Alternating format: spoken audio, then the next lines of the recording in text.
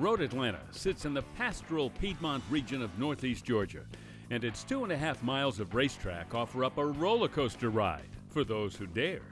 From the side-to-side sachet of the S's to the dramatic downhill plunge of Turn 12, Road Atlanta should be called Road Adrenaline.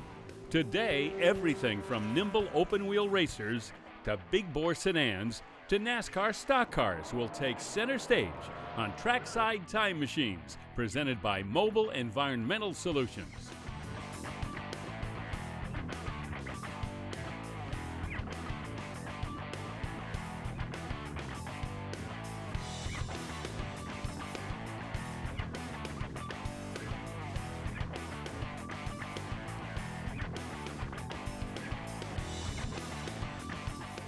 The rolling hills of Georgia, basking in sizzling sunshine. Bill Stevens here at Road Atlanta for the 41st running of the Mitty Vintage Racing Classic. Glad you could join us, everybody. We've got a great half hour lined up for you. As you can see and hear, some of those valuable and vaunted vintage race cars in all of the world competing on this 2.5-mile road course. We're also going to meet some of the people who make this event so special. But right now, if you're ready, let's roll. Groups 8 and 9 will kick things off, and this field includes ex-NASCAR stock cars from every Detroit brand, with a mixture of foreign and domestic GT cars such as Corvettes and Porsches thrown in for good measure. Well, you're more used to seeing this gentleman flying around super speedways, but it is Awesome Bill from Dawsonville, Bill Elliott here at Road Atlanta. A little road racing this weekend. Well, I'm trying my hand at it back again. I guess when old drivers end up somewhere, I guess it's just where it is. This has got to be a thrill for you, being out here with some of these great classic race cars and some of the drivers that have made these cars famous. Well, you know, you've always grown up idolizing a lot of these guys, plus you've watched a lot of these cars race throughout the years, and I think that's what's neat about it. You know, to see the different, you know, to really get down and see what these cars are all about. And I've been to several of these events the last few years, and it's been absolutely blows me away at what these guys do and how hard they race. You know, even the guys getting a little bit older and the cars getting a little bit more vintage in them as well. You know, they do a very good job. Tell us about this car that you're going to be out there with. Well, it's just one of my old Cup cars back from the early 2000s, late 90s, early 2000s. I think it started off life maybe as a Ford, but now it's a Dodge, and we've got a Dodge engine in it. And through that 2001, 2, 3 era, it's a good car. Carlos Gann owns the car. I've enjoyed driving it. It's a lot of fun to come out and kind of knock the rust off a little bit and do a little bit of road racing. You know, there's a lot of good cars out here, a lot of good racers, and it's just fun to go out and compete. I mean, I know you're not competing for money or a lot of prizes, but it's still, you know, when I got in racing, I didn't get in it for the money or the fame. I just got in it because I enjoy driving. And his grin was as wide as his Dodge, even though Awesome Bill only drove in the first sprint race, taking 5th in class. One of the more exotic historic cars here at the Mitty is a potent Porsche with a strong racing history. The car's a 1977 Porsche 934. The car was originally run out on the West Coast in the IMSA Trans Am series. It's recently undergone a 4-year restoration. We tried to put the car back to the original configuration that it was when it ran in the day. Rick acquired the 934 from a Porsche expert in California, but the car came as a do-it-yourself project. He sent it to me out to Dayton, Ohio, in about 15 boxes and a big box of the bodywork, and it was on 4 furniture moving dollies. And we tried to use as much as the original components as we could. So it's a single turbo, it's 3.3 liter, it's 4-speed transmission. The car's capable of around 180 miles an hour on a long straightaway. We've had 4 outings in it, maybe a total of 300 miles, so it's still a little new to me, and this will probably be the highest speed track I've been to with the straightaway being so long here. Due to new car gremlins, Rick only raced in the first sprint race, where he took a class win and finished 23rd overall. Now, Porsche 934s raced all over the world, including Le Mans, which spawned the 24 hours of Lemons races that led to the Concours de Lemons car shows. Here at the Mitty, they put on a true battle of the beaters.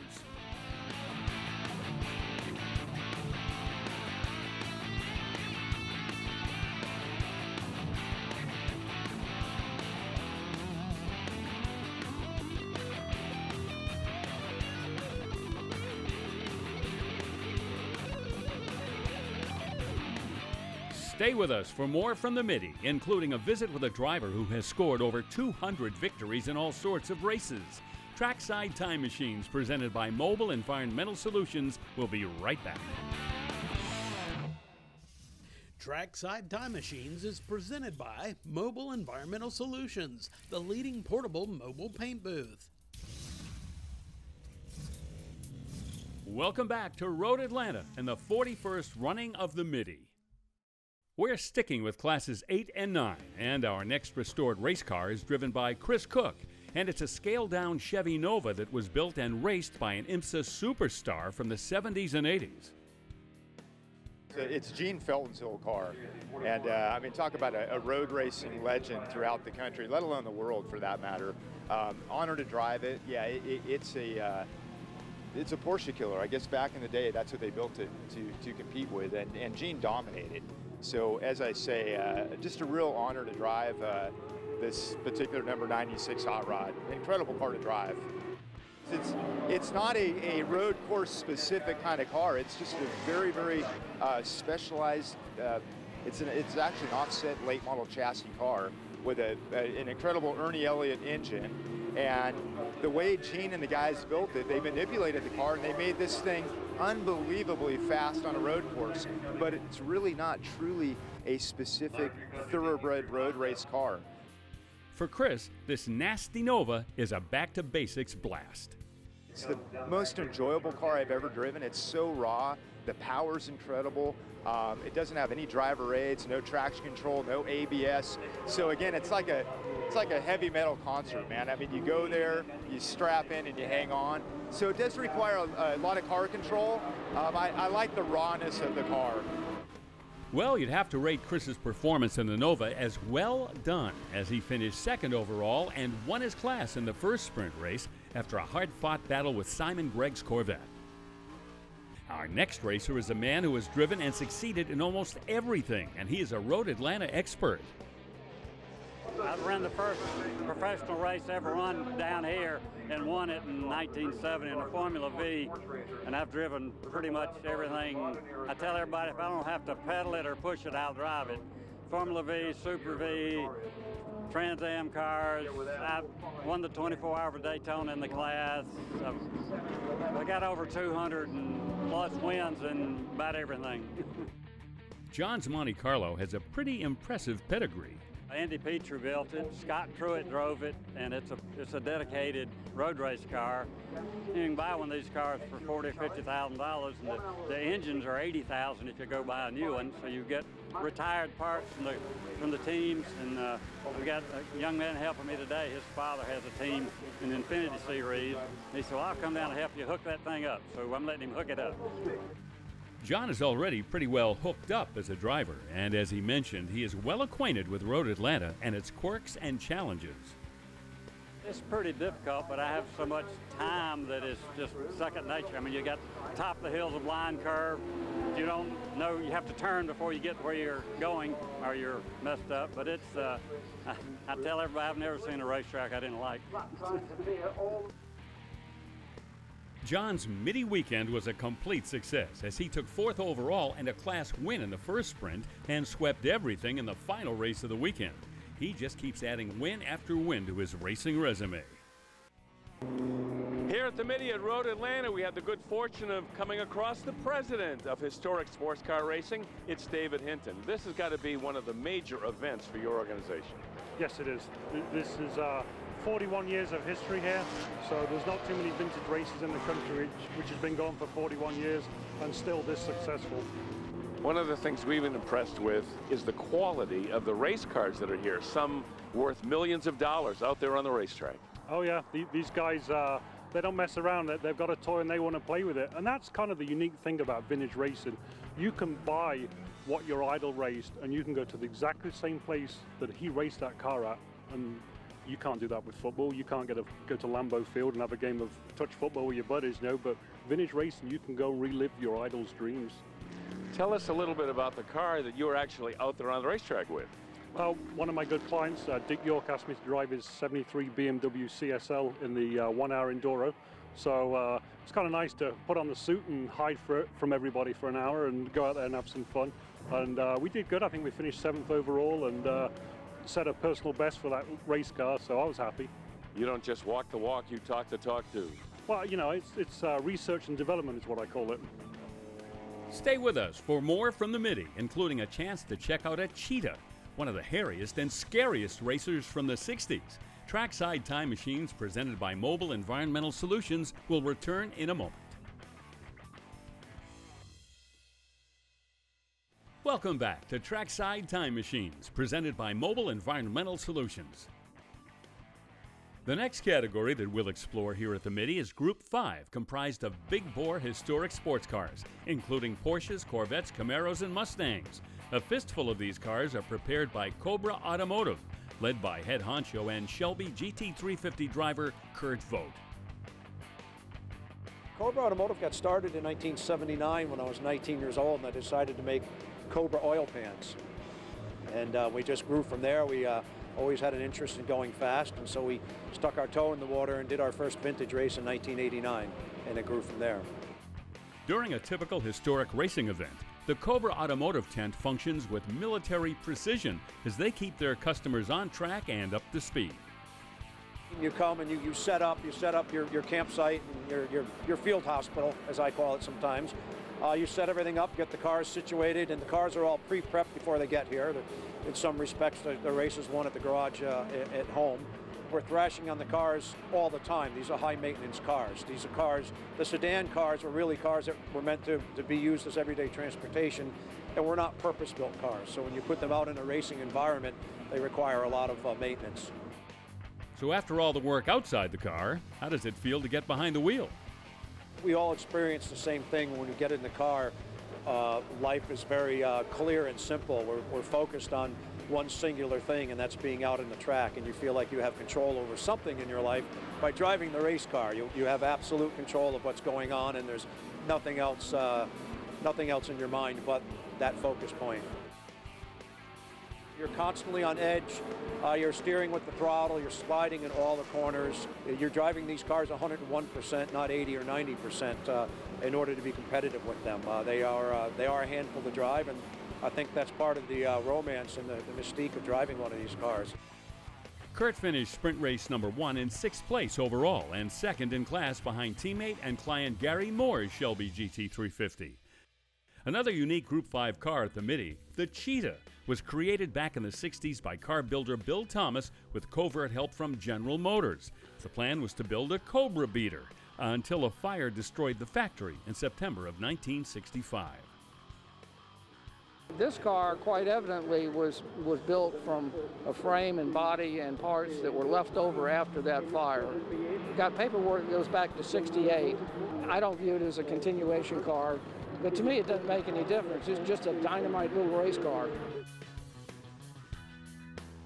I knew I wanted to vintage race it, so I took the original gauges and seats and the original engine, fuel-injected 65 327.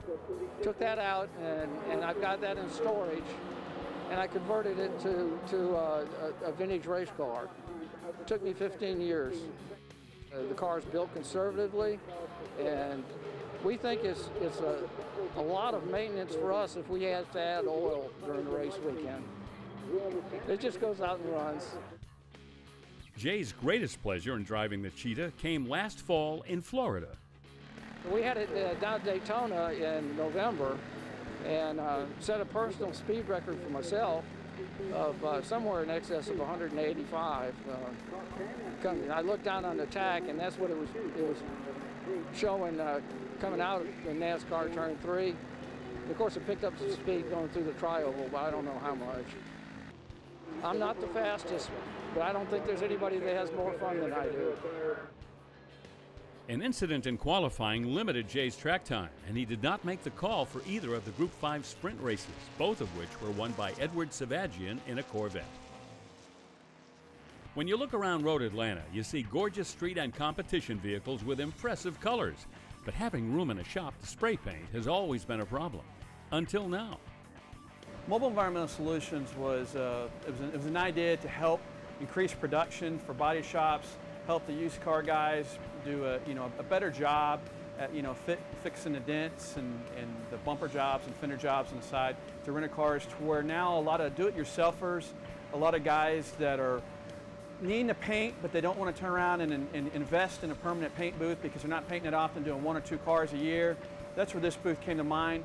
You get the same production quality out of it. 37 air changes an hour of this particular size is a 23 by 15.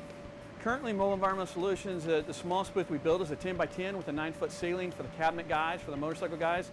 We build them big enough to put an Apache helicopter in, doing them over 50 feet long, 19, 20 foot wide, 19, 20 foot tall.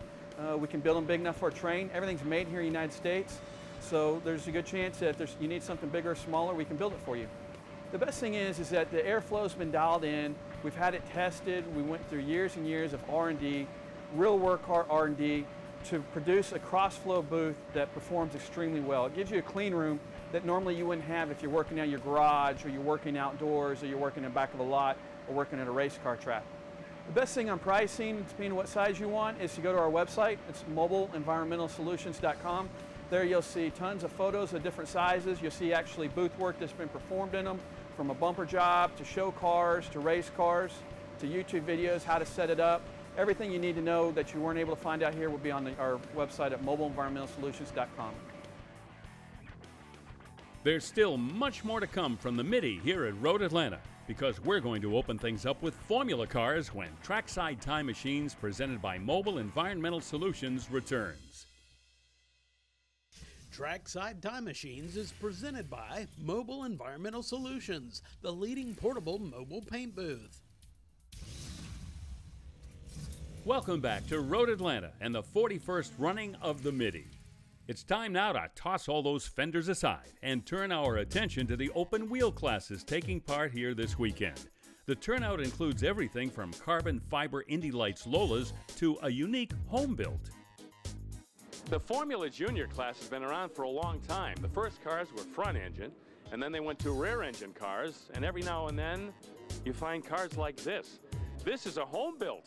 This was built in somebody's backyard back around 1961. A lot of creativity. The body is made from an F-86 fighter jet fuel tank.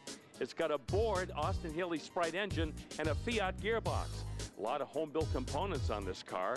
A lot of these things are one-offs. Might look a little weird to you, but I think it's beautiful. A quick recipe for entertainment is to take a short wheelbase chassis and drop in a high horsepower V8. Those were the basics for Formula 5000.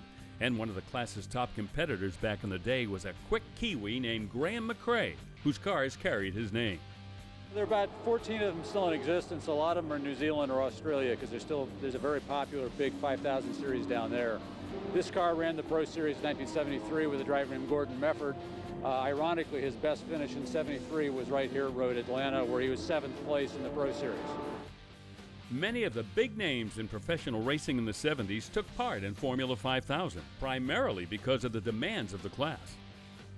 The cars are fairly high horsepower, pretty lightweight, so they're a challenge to drive. Acceleration is obviously a strong point because you've got around 550 horsepower. The car class weight limit was 1350, so it's pretty good acceleration.